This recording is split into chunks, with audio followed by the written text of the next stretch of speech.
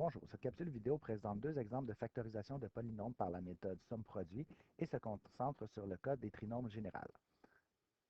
À titre de rappel, un trinôme général est un trinôme de la forme ax2 plus bx plus c. Juste pour faire une différence avec le trinôme particulier, ici, le coefficient devant le terme de degré 2 peut être n'importe quelle constante. Alors, c'est le cas ici, dans l'exemple A, du trinôme 6x2 plus 7x moins 3. Alors, si vous avez vu la vidéo sur le trinôme particulier, je vous expose les variantes. Alors, à nouveau, on va chercher deux nombres qui vont donner une somme et un produit. Pour la somme, ce sera la même chose que dans la méthode précédente. Ça va donner le coefficient devant le x, c'est-à-dire 7 ici. Mais pour le produit, attention, le produit, c'est le produit de A et C. OK? Donc, A fois C, tandis que ici, B, c'était la somme. Alors ici, dans le cas, c'est 6 fois moins 3. Alors le produit doit donner moins 18. Alors on a posé les bases de notre problème. Donc on doit maintenant chercher deux nombres dont le produit est moins 18 et dont la somme est 7. Alors ici, comme le produit est négatif, ça signifie que les deux nombres formant le produit sont de signes différents. C'est donc dire que la somme est en fait une différence, une soustraction. Alors, quels sont les différents facteurs de 18? On a 1 et 18, 2 et 9, et 3 et 6. Donc, parmi ces trois couples de valeurs, lesquels ont une différence de 7, c'est 2 et 9. Donc, 9 et 2, 9 et 2.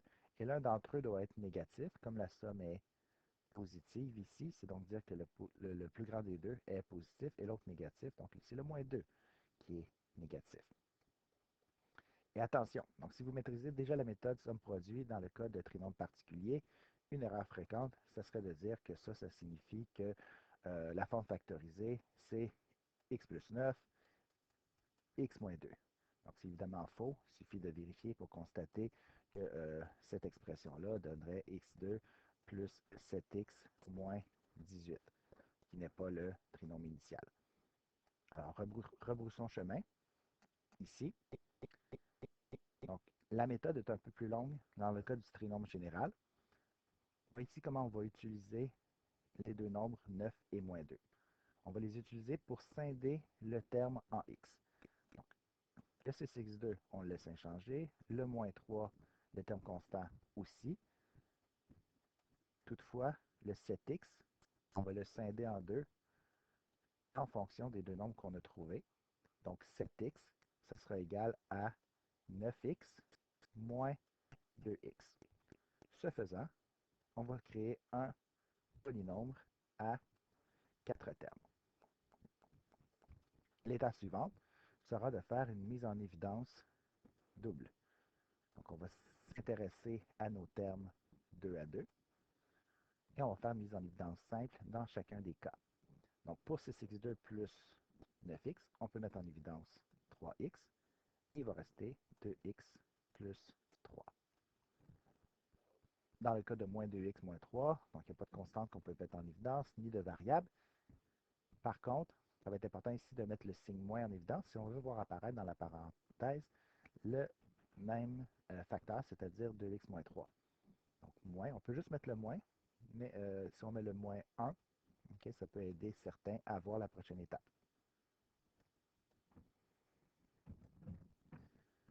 Donc, dernière étape de la mise en évidence double, je vais mettre en évidence le facteur 2x plus 3. Et ce qui va rester, c'est 3x moins 1. Terminons avec la vérification.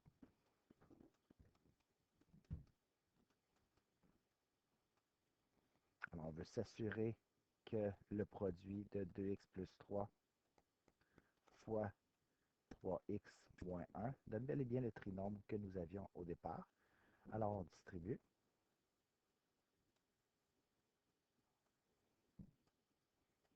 Donc, 2x fois 3x, ce qui donne 6x2. 2x fois moins 1, moins 2x. Ensuite, 3 fois 3x et 3 fois moins 1. Donc, 3 fois 3x plus 9x et 3 fois moins 1. moins 3. On termine en additionnant les deux termes du milieu, des termes en x, donc 6x2 moins 2x plus 9x, donc plus 7x moins 3, et c'est bel et bien le trinôme que nous avions initialement. Alors, on a la bonne factorisation ici. Allons-y avec un deuxième exemple.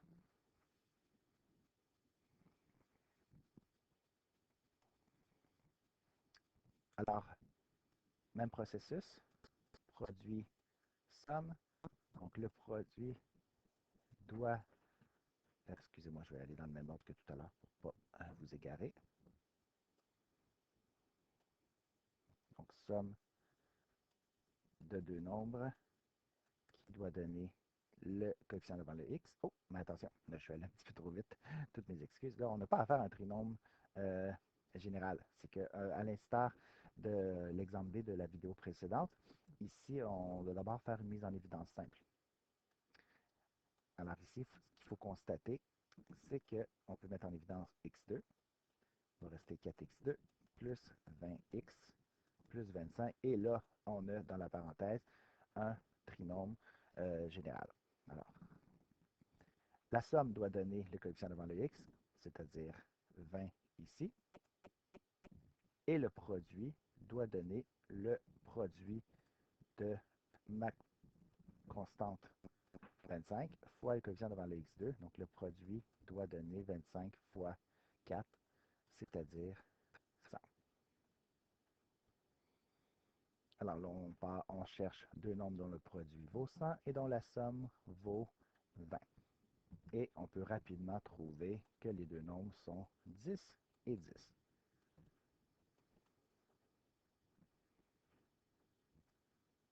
Alors, on laisse le x2 et on va venir scinder le terme en x, le terme 20x, en deux termes composés des deux nombres qu'on a trouvés, donc plus 10x, plus 10x, et on n'oublie pas le plus 25. On va appliquer la mise en évidence double. Là, soyez vigilants ici, il va y avoir des parenthèses supplémentaires qui vont s'installer à l'intérieur de ma grande paire de parenthèses. Alors, 2x plus 5. Oups, je suis allé un petit peu trop vite. Je m'en allais tout de suite vers la réponse, pardon. Donc, qu'est-ce qu'on peut mettre en évidence ici? 2x. Il va rester à l'intérieur 2x plus 5. Ensuite, ici, qu'est-ce que je peux mettre en évidence? 5. Dans la parenthèse, il y aura 2x plus 5. On complète la mise en évidence double ici.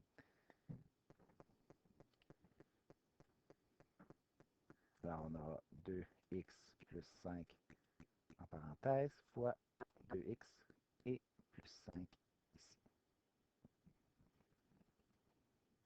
2x plus 5 fois 2x plus 5. Donc là, on constate que les paires de parenthèses qu'on a ajoutées ici, comme on a terminé la factorisation, elles sont devenues facultatives. Alors, notre forme factorisée, c'est x2 fois 2x plus 5 fois 2x plus 5. Autrement dit, on pourrait l'écrire sous la forme x carré fois 2x plus 5 à la 2. Là, il y a quelque chose de particulier ici que j'aimerais vous faire réaliser, c'est que lorsqu'on a un binôme qui est au carré, ça signifie qu'on avait affaire à un trinôme carré parfait. Donc là, ici, on a utilisé la méthode somme-produit, mais on aurait pu constater dès cette étape qu'on avait affaire à un trinôme carré parfait. Comment? Donc, en constatant que le premier terme, c'est un carré parfait, le carré parfait de 2x. Le dernier terme, c'est un carré parfait, le carré de 5. Et le terme du milieu est bel et bien le produit de 2 fois le double du produit de 2x et de 5, c'est-à-dire 20x. Donc, ce faisant, on aurait pu arriver directement à la forme factorisée du trinôme pour carré parfait, qui est 2x plus 5 à la 2. C'est encore plus intéressant. On aurait pu aussi le constater dès le départ.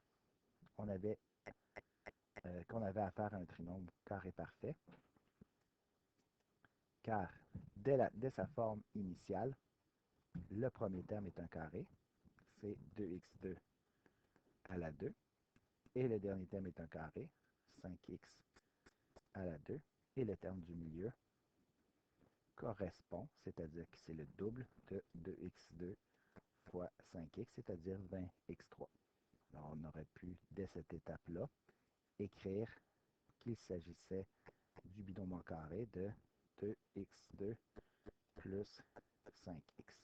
Vous noterez que la forme est un peu différente de celle-ci, mais si on mettait en évidence le x, qui serait au carré, on obtiendrait la forme factorisée au maximum. Je termine juste avec une vérification pour m'assurer que la forme est la bonne. Alors, x2 fois 2x plus 5 fois 2x plus 5, on va l'écrire comme ceci. Alors, 4x carré, 2x fois 5 plus 10x. Et là, j'ai à nouveau oublié le x carré en évidence, que je garde pour l'instant, plus 10x plus 25.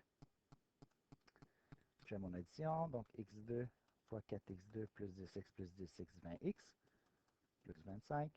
Et ensuite, je vais distribuer le x carré dans ma parenthèse et je vais obtenir 4x carré fois x carré, c'est-à-dire x4, plus 20 x carré fois x, c'est-à-dire x3, plus 25 fois x carré, c'est-à-dire 25 x2. Et c'est bel et bien le trinôme qu'on avait initialement. Donc, ma forme factorisée, elle est juste. Merci.